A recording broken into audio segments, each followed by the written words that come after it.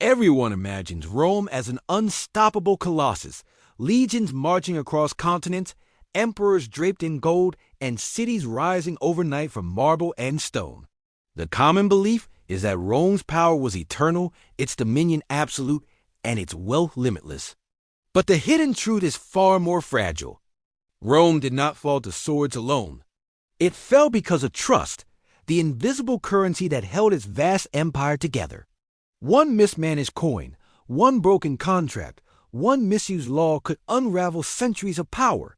Behind the grandeur and the conquest lay a fragile web of money, markets, and human ambition, and when that web frayed, even the mightiest empire teetered on the edge of collapse. This is the Financial Historian, where money, power, and history collide. Imagine a small cluster of mud brick villages along the Tiber River, surrounded by marshlands, dense forests, and hostile neighbors where survival was never guaranteed. This is the birthplace of Rome, a city that would one day dominate the Mediterranean. In the early days, Rome was no more than a collection of farming communities, struggling to feed themselves while watching wealthier neighbors like the Etruscans control trade, art, and power. Yet, these humble beginnings hid a remarkable potential. The geography itself was a lesson in strategic advantage: hills for defense, rivers for transport, and fertile plains for agriculture. Slowly, Rome began to expand its influence through trade. Olive oil, wine, metals, and grain flowed along well-trodden routes connecting the city to the wider Italian peninsula and beyond. Markets thrived in the Forum, the beating heart of Rome, where merchants, bankers, and officials negotiated deals that could make or break fortunes. But wealth was concentrated. Patricians lived in sprawling villas, while plebeians labored in fields, workshops, or as soldiers. The gulf between rich and poor stark and unforgiving. Rome's rise was not sudden. It was a careful layering of alliances, wars, and political cunning. Every conquest brought plunder. Every law codified the distribution of resources. And every building erected in marble was a signal of status, power, and control. By the time Rome began to confront Carthage, Syracuse, and the Greek city-states, it was already more than a city. It was an intricate economic and political machine, capable of turning trade, debt, and governance into tools of empire. Yet, for all its outward power, the foundations were delicate. The empire thrived only as long as trust, loyalty, and the flow of money were maintained. One disruption, one miscalculation could ripple across the Mediterranean, threatening everything Rome had painstakingly built. The story of Rome's rise is the story of human ingenuity, ambition, and the invisible forces of economics and psychology that underpin all great civilizations. At the dawn of Rome's story stands Romulus, the city's legendary founder, a figure straddling myth and history. He was ambitious, cunning, and ruthless, a man whose vision for Rome demanded both creation and destruction. Romulus understood, instinctively, that power was not just taken by force, but cultivated through trust, loyalty, and fear. He engineered Rome's earliest social and political structures, drawing in followers, managing rival tribes, and even orchestrating the infamous abduction of the Sabine women, a calculated act to secure population, alliances, and ultimately, the survival of his fledgling city. Centuries later, Rome would produce Julius Caesar, a general of extraordinary brilliance and a political mind that saw the Republic as both an opportunity and a cage. Caesar's campaigns in Gaul expanded Rome's wealth and influence, while his mastery of rhetoric and populism allowed him to bend the Senate, the people, and even time itself to his will. Yet he was restless, dissatisfied with the slow wheels of the Republic, understanding that institutions were fragile and that money, loyalty, and military might could be manipulated to reshape an empire. Then came Augustus, Caesar's adopted heir and the first emperor, whose genius lay in subtlety. Unlike his predecessors, he stabilized Rome without the overt spectacle of war, carefully consolidating power through finance, taxation, public works, and propaganda. Augustus understood that the empire was a machine fueled not just by armies, but by economic trust, civic order, and social hierarchy. Together, These three figures reveal the complex interplay of ambition, intellect, and economics. Romulus laying the structural foundation, Caesar testing the limits of personal and financial power, and Augustus refining the system, creating a model of centralized authority that could survive centuries if only its people's trust endured. Their stories are not merely tales of conquest. They are lessons in human behavior, fiscal strategy, and the fragile architecture of empire, demonstrating that the rise and fall of civilizations often hinges less on swords and more on coins, contracts, and the unseen currency of loyalty. From the earliest days of Rome, one question has echoed across centuries, through marble halls and battlefield dust. If wealth and power can create empires, why do they so often carry the seeds of their own destruction? Rome offers no simple answer. Its rise was breathtaking, a city of mud and timber transformed into the heart of a continent-spanning empire, commanding legions, amassing treasures, and shaping civilizations. And yet, every apex of glory bore the invisible weight of human ambition. Wealth was never just coin or grain. It was trust, promise, and authority, the fragile glue that bound disparate peoples and cities into a functioning empire. Power was never only armies or conquests. It was perception, loyalty, and the ability to bend law, markets, and morality to one's will. In Rome, morality often became currency itself, an unspoken contract between rulers and the ruled. When leaders respected it, systems endured. When they ignored it, collapse followed in slow, inexorable waves. Think of Caesar, whose brilliance and ambition reshaped Rome, but whose disregard for the traditional checks of the Republic ignited civil war. Or Augustus, who mastered the art of power and persuasion, stabilizing the empire while keeping morality as a tool of governance, not merely a personal virtue. Across Rome's history, we see the tension between short-term gain and long-term survival, between greed and civic duty, between personal ambition and systemic stability. The lesson is not confined to ancient history. Modern economies, corporations, and governments wrestle with the same question. How much wealth can a society accumulate before the pursuit of it undermines the very structures that hold it together? How much power can one wield before ambition corrodes trust, erodes institutions, and sows social unrest? Rome forces us to confront this uncomfortable reality. The more civilization concentrates wealth and authority, the more fragile it becomes, unless power is tempered with ethics and money is anchored in trust. This is the timeless, haunting question at the heart of every empire, every market, every society that dares to rise above mere survival. Can humans build civilizations strong enough to survive the very impulses that drive them? Or is every ascent destined to echo the collapse of Rome? Rome was more than armies and conquests.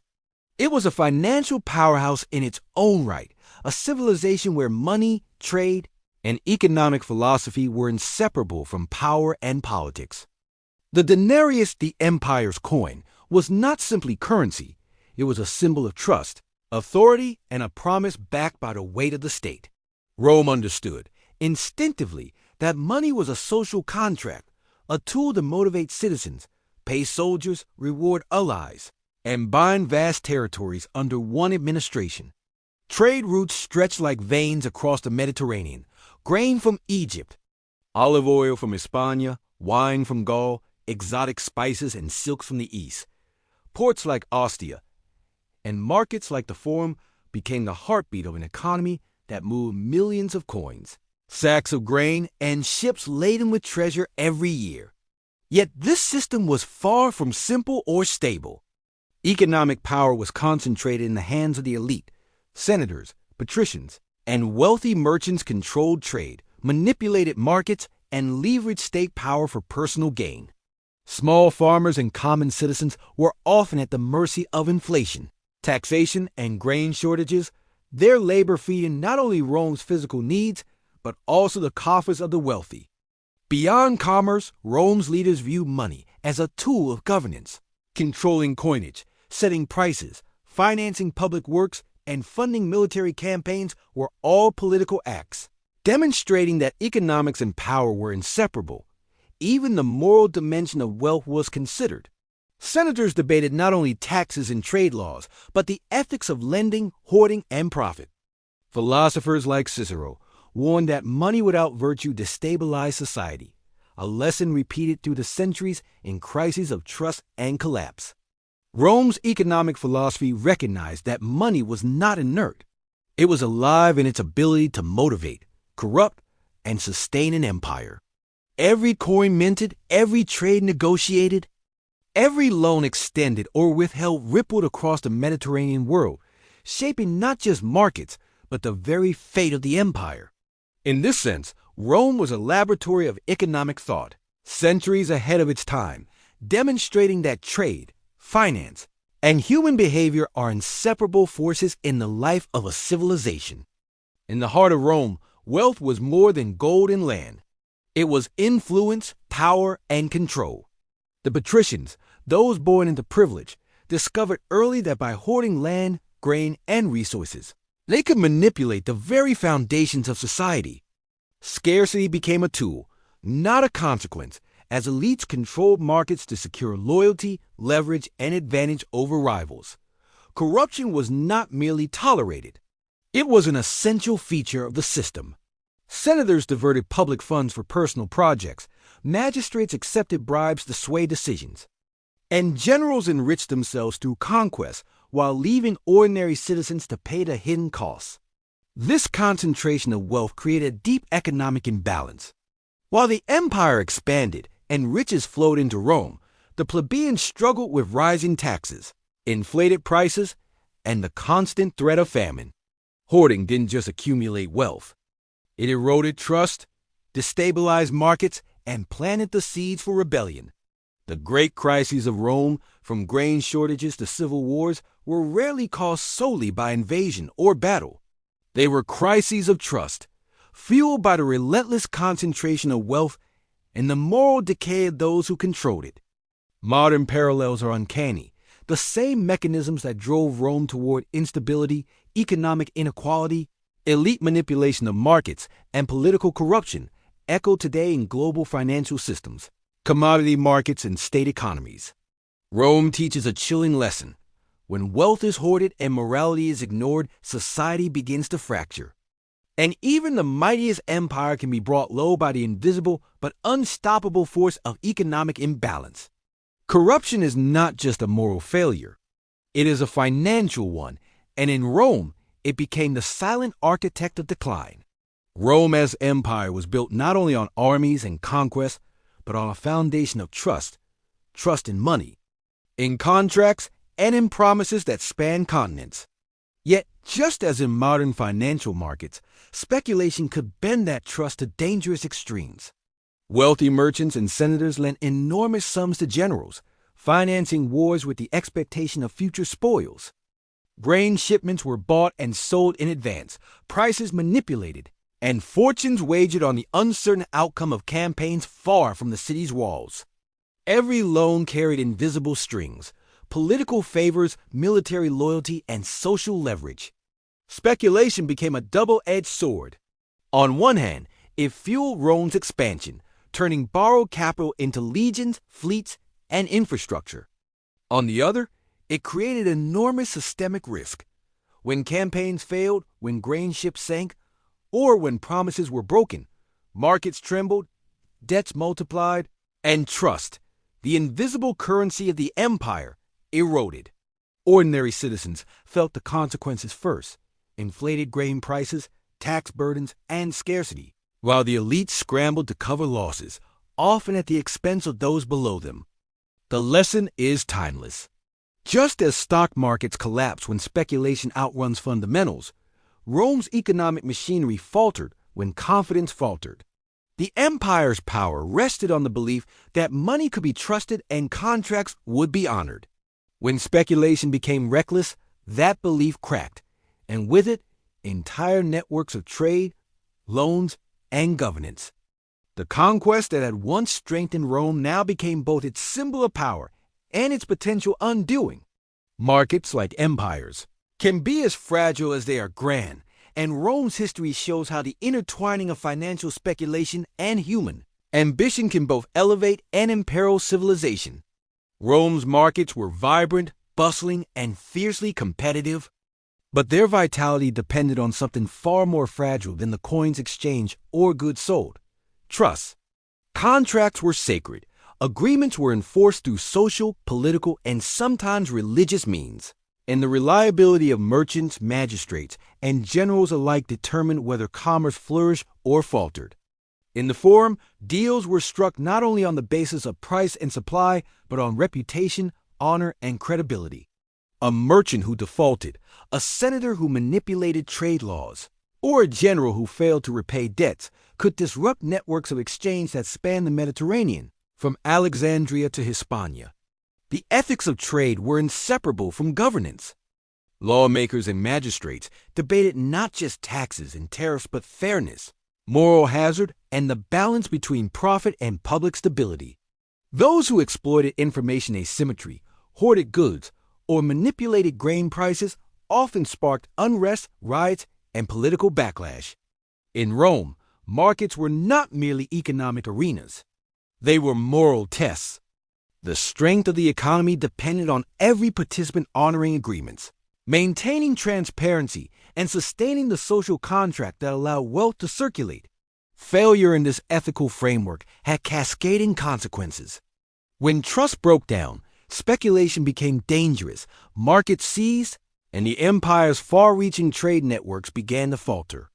Ordinary citizens were the first to suffer, facing famine, inflated prices, and debt, while elites struggled to salvage both reputation and fortune. Rome's lessons echo today. Markets thrive not on greed alone but on shared integrity, accountability, and the ethical use of power. Without these invisible rules, even the mightiest economic empire risks collapse. And history shows that when morality is sidelined, chaos inevitably follows. Rome's empire was built on labor, but not all labor was equal, and not all value was recognized the same way.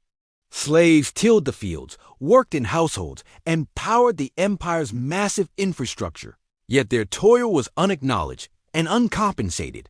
Soldiers marched and fought for pay and plunder, their loyalty tied directly to the promise of reward, while citizens labored in workshops, farms, and markets, contributing to an economy that often enriched others more than themselves. Every brick laid, every grain harvested, every ship sailed carried the invisible weight of human labor and the moral question of value. Yet Rome's genius and its peril lay in how it assigned worth. The empire rewarded skill, obedience, and ambition in ways that created vast inequality. A general's victory could yield immeasurable wealth, while a plebeian farmer might lose his land to debt, famine, or the whims of the elite. Labor became a lens through which power was exercised, measured, and contested. The value of work was not intrinsic but determined by societal perception, control, and exploitation. Slavery, taxation, and military service were all instruments of a system that transformed human effort into wealth, loyalty, and political leverage. The contrast between earned wealth and manipulated wealth defined Rome's economic and social cycles. When laborers and citizens were fairly compensated and markets operated with trust, the system thrived. When elites hoarded, exploited, or devalued labor, unrest followed, riots flared, and empires teetered. Rome's history reveals a timeless truth. Civilizations rise on the genuine value of human effort and fall when ambition and greed distort the worth of labor. The moral and economic lessons of labor in Rome remain strikingly relevant, showing that the foundation of any empire is not coins or conquest alone, but the recognition and ethical valuation of human work. Rome's government understood early that control over money was power, not just over armies, but over the very lifeblood of society. Coins were more than currency. They were instruments of authority, propaganda, and economic strategy. Emperors and magistrates frequently debased coinage, reducing silver content while maintaining face value to finance wars, public works, and imperial expansion without immediately taxing citizens. While this allowed Rome to project strength and fund enormous campaigns, it also subtly eroded trust.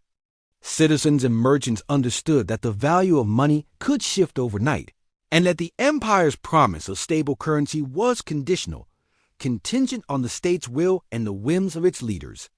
Taxes were another powerful tool of manipulation. Rome imposed complex systems of tribute on provinces, collected in coins, grain, and labor. These levies enriched the central government and elite classes while placing ordinary citizens under strain. Tax farming, often outsourced to private collectors, incentivized abuse and exploitation, creating cycles of resentment, inflation, and economic inefficiency. Grain prices were sometimes deliberately manipulated to maintain public loyalty in the city. A subtle form of control reminiscent of modern economic policy, yet far less transparent. This manipulation of money, subtle and overt, reveals an essential truth. Empires are not only built with armies and walls, but with careful control of economic perception. Rome's ability to project wealth and stability relied as much on faith in its coinage as on the legions that defended its borders. Yet the fragility of that trust became painfully clear during periods of debasement, heavy taxation, and fiscal mismanagement. Modern parallels are everywhere. Governments today use inflation, taxation, and monetary policy to achieve political goals, and history shows that the consequences of mismanaged money, from lost trust to economic collapse, are timeless. Rome's lessons demonstrate that currency is not just a tool of exchange. It is a tool of power, and its mismanagement can bring even the mightiest empire to its knees. In Rome, corruption was rarely isolated. It was a chain reaction that flowed from the highest echelons of power to the streets of the city. Senators, entrusted with lawmaking and oversight, often leveraged their positions for personal enrichment, accepting bribes, hoarding wealth, and granting favors to allies while ignoring the needs of ordinary citizens. Generals, dependent on these resources to fund armies and campaigns, engaged in plunder, embezzlement, and speculative ventures, blurring the line between public service and personal gain. Each act of corruption at the top reverberated downward, impacting markets, laborers, and provincial governors. The people of Rome, whether farmers, merchants, or urban workers, were the last link in this chain, paying higher taxes, facing inflated prices, and enduring scarcity caused by elite manipulation. Trust in institutions eroded as ordinary citizens realized that laws, contracts, and promises served the ambitions of the few, not the welfare of the many. Civil unrest, riots, and rebellion became inevitable consequences. Economic instability, political strife, and social fragmentation were all symptoms of this cascading failure. This chain reaction demonstrates a timeless principle. Corruption at the top is not contained by position or title. It infects systems, markets, and society itself. Rome's decline illustrates how fragile an empire becomes when loyalty is bought, rules are bent, and wealth is concentrated. The failure of trust, from senators to generals to citizens, became the true agent of collapse, showing that power without accountability is a force that undermines its own foundation. Modern parallels are striking. Systemic corruption in governments, corporations, and financial institutions today operates on the same principle, and the lessons of Rome remain as urgent as ever. In Rome, money was more than metal stamped with authority. It was a belief, a collective faith in the stability and honor of the state. The denarius, once pure and reliable, carried the weight of expectation that it could buy grain, pay soldiers, and honor contracts. Yet, when emperors debased coinage, hoarded wealth, or imposed heavy taxes, they were not merely adjusting numbers. They were testing the public's confidence. Trust, invisible yet indispensable, was the true currency of the empire. When that trust faltered, the consequences were immediate and profound. Prices soared, markets froze, and ordinary citizens found their savings evaporating overnight. Soldiers demanded higher pay, provinces rebelled, and the economy became a reflection of fear and uncertainty. Rome's financial collapse was never solely a matter of supply and demand. It was a collapse of belief. Without confidence in the value of money, even the most brilliant economic policies failed. This lesson echoes across history. From Weimar Germany to Zimbabwe, from Argentina to modern financial crises. The moment people stop believing in currency is the moment the system collapses. Rome's story reminds us that money is not a mere tool of exchange. It is a social contract, a promise between rulers and the ruled, and a measure of trust. When trust dies, coins become worthless, markets implode, and empires, no matter how mighty, crumble into history. The lesson is clear. Currency is only as strong as the faith invested in it, and the collapse of that faith is one of the most powerful forces in economic history. The story of Rome is, at its core, a story of human behavior. Greed, fear, and ambition, timeless forces, drove the rise and fall of the empire as much as armies or legislation ever could. Senators coveted wealth and influence, bending laws and manipulating markets to ensure their families' dominance for generations. Generals craved glory and loot, often risking entire legions for the promise of honor and riches. Citizens, too, were not passive. Fear of famine, political instability, or social displacement shaped decisions, from hoarding grain to investing in risky ventures.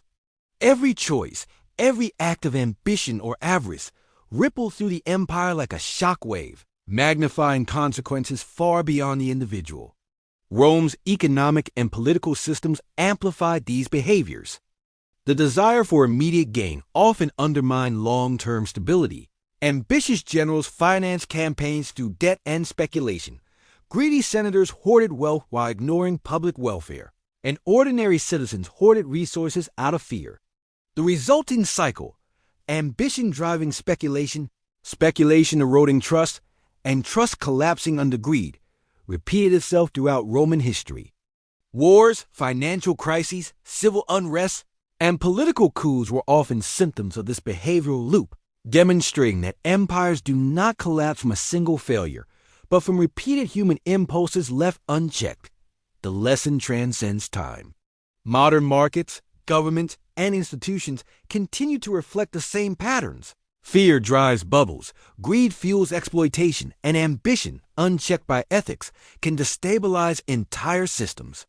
Rome serves as a stark reminder that civilizations are mirrors of human behavior, and that the rise and fall of empires is dictated as much by psychology and morality as by strategy or resources. Greed, fear, and ambition are the invisible architects of history, shaping fortunes, institutions, and the fate of nations. Rome's greatness was not accidental. It was engineered through careful incentives that aligned personal ambition with state power. Generals were rewarded with spoils of war, land, and political advancement. Senators received social prestige and financial leverage. Merchants and artisans gained access to markets protected by law and military might. Even ordinary citizens were incentivized through grain distributions, civic honors, and the promise of security. These rewards were more than handouts. They were calculated mechanisms to ensure loyalty, productivity, and the smooth functioning of the complex machinery that was the Roman Empire. But incentives can cut both ways. When the system favored personal gain over public good, corruption flourished. Senators manipulated laws for profit, generals misallocated resources for glory, and elites hoarded wealth while undermining civic stability. Tax farming incentivized overexploitation of provinces, and speculative practices in grain and coinage encouraged short-term profit at the cost of long-term sustainability. The very structures designed to build loyalty and order could, when misaligned, accelerate decay. Civil unrest, inflation, and rebellion were not random. They were predictable outcomes of perverse incentives that rewarded extraction over contribution. Rome's history teaches that the strength of institutions is inseparable from the incentives that govern behavior. When ambition is properly channeled, societies thrive. When it is unchecked, empires crumble. Modern parallels abound. Financial systems, corporations, and governments continue to rise and fall based on whether incentives encourage stewardship or exploitation. Rome's lesson is enduring. Institutions are only as strong as the moral and practical incentives that sustain them, and neglecting this truth invites collapse. The story of Rome is not simply one of conquest or coin. It is a lesson in the moral weight of wealth. The empire thrived when the powerful understood that wealth carried responsibility to soldiers, citizens, and the very institutions that sustained Rome. Public works, roads, aqueducts, and temples were more than displays of opulence. They were investments in social stability, trust, and civic cohesion. Emperors like Augustus recognized that the prosperity of the elite depended on the welfare of the broader population and that true power required stewardship, not mere extraction. Yet as wealth became detached from responsibility, Rome's foundations weakened. Senators hoarded land, generals enriched themselves at the state's expense, and ordinary citizens bore the burden of scarcity and taxation. Luxury and greed replaced duty and civic virtue. The empire's collapse was not instantaneous. It was the inevitable consequence of wealth misuse, ambition unchecked, and social contracts broken. Institutions crumbled, markets faltered, and the very currency that had once symbolized trust lost its value. Rome as history offers a timeless warning. Empires flourish when wealth is aligned with responsibility and fall when accumulation outpaces stewardship. Societies rise on contribution and share prosperity. They fall on extraction, exploitation, and moral neglect. Modern parallels are clear. The concentration of wealth without accountability continues to threaten global stability, and history reminds us that civilizations are fragile constructs, built not only on power and resources, but on the ethical exercise of wealth itself. Rome's story is not confined to history books. It resonates profoundly in the modern world. The same forces that shaped the rise and fall of the empire, inequality, corruption, unchecked ambition, and the manipulation of money, are visible in contemporary societies and global markets. Consider the concentration of wealth in a few hands, the exploitation of labor, and the influence of elites over governments and institutions. Just as senators, generals, and merchants once dictated the fate of Rome through self-interest, today's economic and political elites wield enormous influence over global trade, monetary policy, and social stability. Financial speculation, credit bubbles, and market manipulation echo the very same dynamics that destabilized ancient Rome. Trust in institutions remains a fragile commodity. When confidence in governments, banks, or currencies falters, crises unfold rapidly, often with devastating consequences for ordinary citizens. Social unrest, inflation, and political polarization mirror the challenges Rome faced when elites prioritize personal gain over collective responsibility. Even infrastructure, public services, and civic programs, once investments in trust and societal cohesion, can be neglected, reflecting the same moral and economic neglect that accelerated Rome's decline. The parallels extend to leadership and accountability. Rome collapsed when ambition and greed outran ethics. Today, societies face the same risks when incentives favor extraction over contribution. Climate, resource management, and technological power add new layers. But the underlying lesson is identical. Civilizations rise and fall not only on wealth and strategy, but on the moral and economic choices of their people. Rome lives today in our markets, governments, and global institutions. A warning and a mirror, reminding us that the fate of empires, ancient or modern, is inseparable from human behavior, trust, and the ethical stewardship of power and wealth. Rome's history leaves a clear, unavoidable truth. Empires do not collapse solely from external attacks or misfortune. They collapse when the invisible threads of trust, morality, and economic integrity fray. Wealth without responsibility, ambition without ethics, and power without accountability are not abstract dangers. They are the active forces that eroded Rome from within.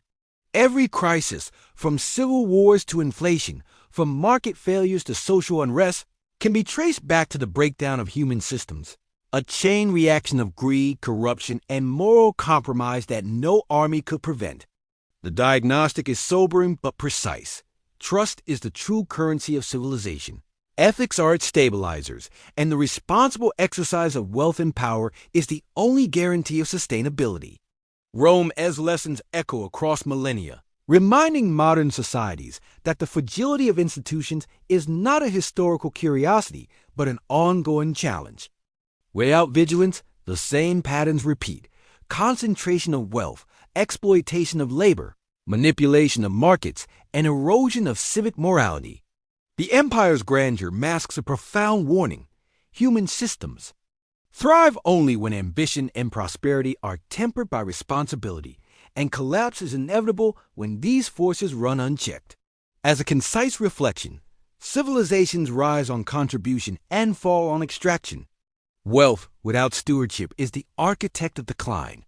Rome teaches that the mightiest empire is nothing without ethical governance, trust, and the moral investment of its people.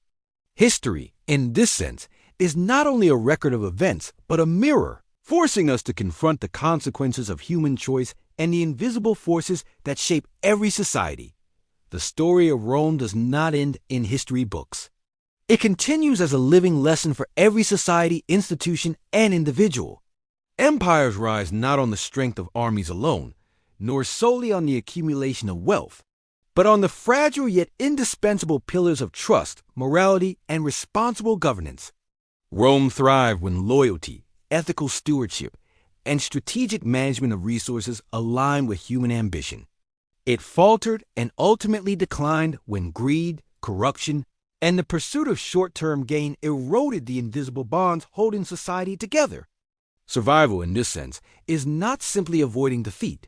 It is the careful balancing of power, money, and morality. Trust is the currency that underpins social cohesion, markets, and civic life. Legacy is the echo of choices made, whether leaders and citizens invested in the future of their society or extracted value only for themselves. Rome teaches that civilizations endure when wealth is used responsibly, systems are governed by ethical incentives, and human behavior is restrained by a combination of morality, law, and shared purpose. Today, as nations, markets, and societies navigate inequality, political upheaval, and economic volatility, the lessons of Rome are more relevant than ever. Our institutions, our wealth, and our collective futures depend on the same forces that once shaped the Mediterranean Empire: trust, integrity, and responsible stewardship. History is both a warning and a guide. The empires that survive are those that value contribution over extraction, loyalty over deception, and foresight over ambition unchecked by ethics. Rome may have fallen, but its lessons endure, a testament to the enduring truth that human civilization thrives or collapses not on armies or wealth alone, but on trust, morality, and the careful, responsible exercise of power. This is the Financial Historian, where money, power, and history collide. Don't forget to subscribe for more journeys into the hidden forces shaping our world. Subscribe now and join the Financial Historian to explore where money, power, and history collide.